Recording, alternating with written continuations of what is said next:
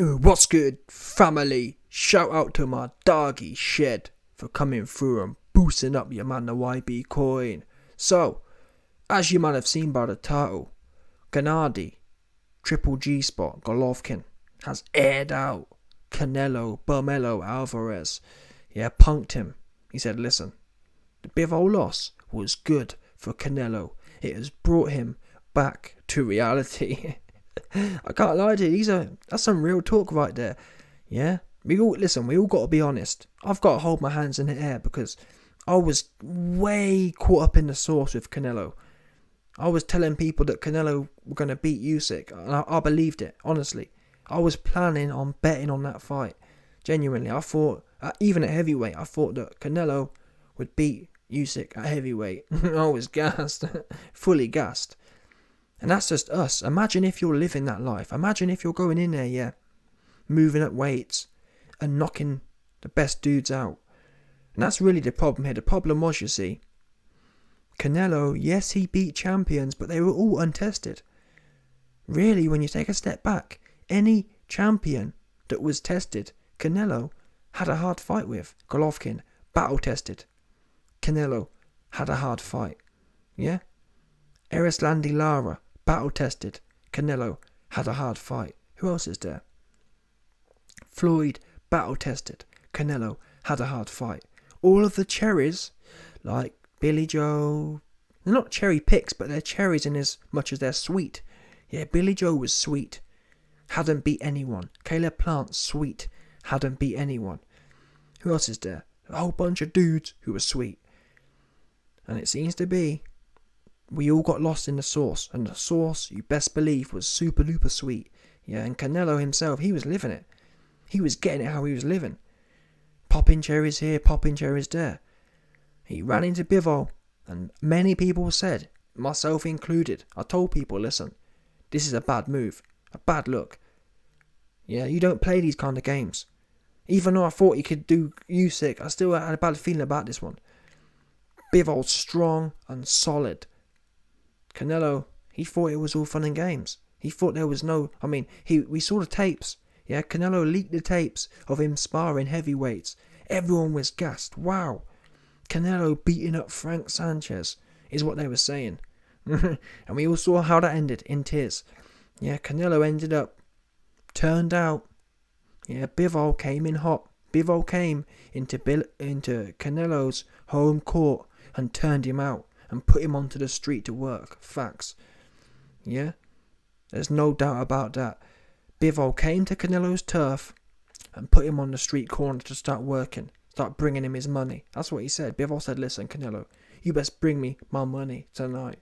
Yeah, and you best make sure it's not short as well. Get to work on the corner side. Yeah, start working these corners. Start working these Johns, 100%. Bivol told Canelo, you best start working these Las Vegas Johns. Yeah, you best start servicing all the Johns in Las Vegas. Anyway, let's get to the quotes. I've watched some highlights of some fights, but I'm not following Alvarez and thinking about him. He's not on my radar. Triple G. Very nice, I like. Told Boxing Scene. I know a lot of people do not believe me, but I did not watch the fight live or after. Cap. I did watch the highlights. There were no surprises for me. Bivol was Bivol. Canelo was Canelo. It was a good day for Bivol, and it was not a good day for Alvarez. You learn from losses. We're at the level that a loss can only make you stronger. I think it's good for Canelo because that kind of loss brought him back to reality. Yeah, he was way too caught up, all up in the clouds, thinking he was some sort of Thanos cat. He will make the right conclusions from that fight to be a better boxer.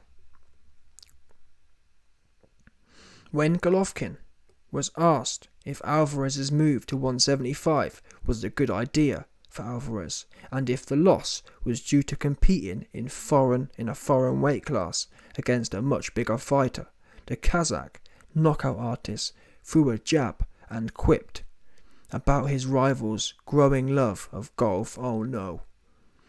I would refrain from commenting whether or not it was a good decision or a bad one. There are experts who have already shared their opinion on that. For me, it didn't really matter. He did what he wanted to do. Participating in golf tournaments? Oh no. Like some bougie Mexicano don. That's a good idea.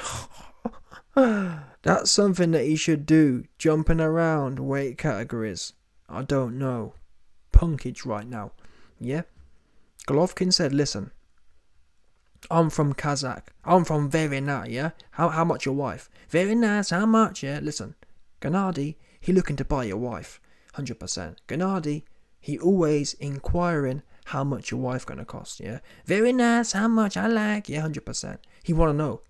Bottom line, in Kazakh, they need to know how much your wife costs because they're fixing to buy her, yeah? And that's why Golovkin said to Bivol, how much?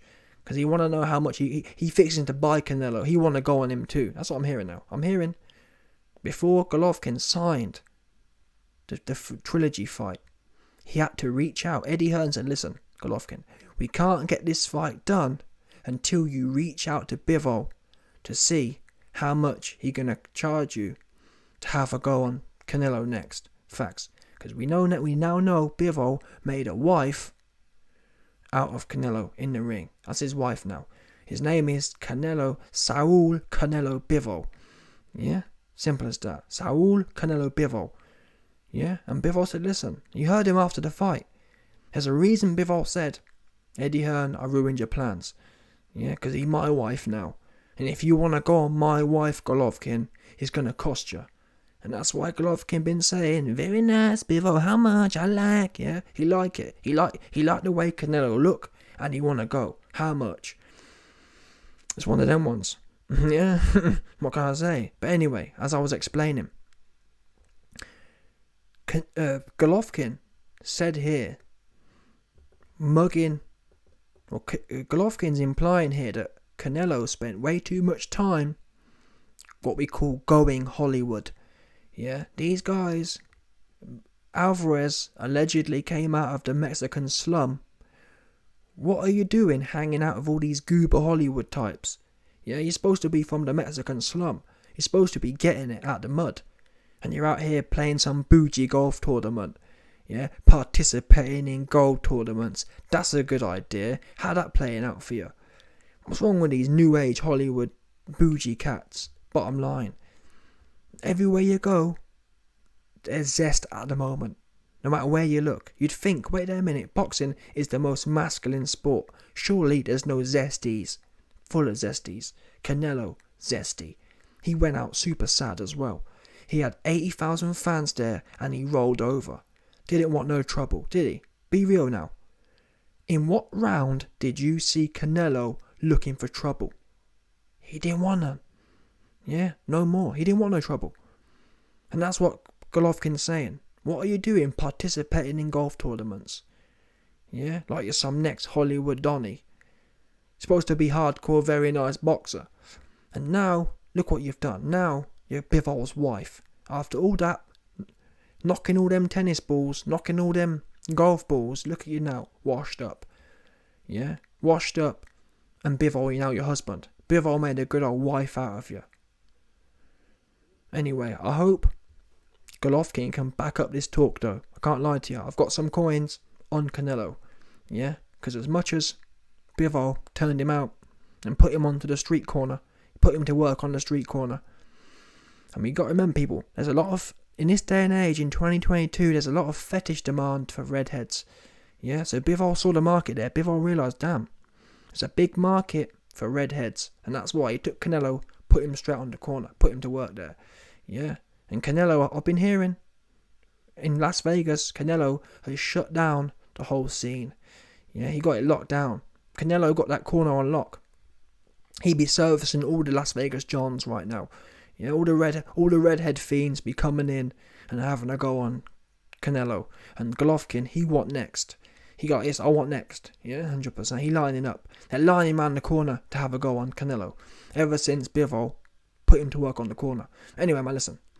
Like I said, to finish, I just hope Golovkin can back up this kind of talk. yeah? He said it was good for Canelo to be humbled. He said, you're bougie, trying to be too smart, have an ass, playing golf games when you ain't focused. All these things are real talk. Nonetheless, is old Golovkin. Don't forget that, people. This isn't Golovkin. It's old Golovkin. Is old Golovkin really going to be about it? Yeah? Is he really going to be prepared to leave it all out there? Arguably, in particular the second fight, Golovkin was too reserved. He will not win a fight on points. I really hope Golovkin doesn't take no confidence from the Bivol fight, because Bivol was huge and strong. He was a bull and he turned Canelo out. Golovkin's never going to do that. Old Golovkin is never going to do that.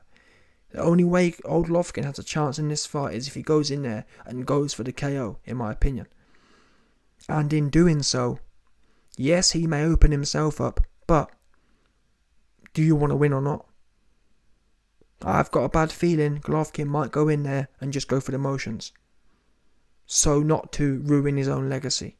I do have a feeling Golovkin might go in there for self-preservation. Only time will tell. Certainly, the fact that Golovkin ain't showing Canelo no respect is worth something. But let's see anyway.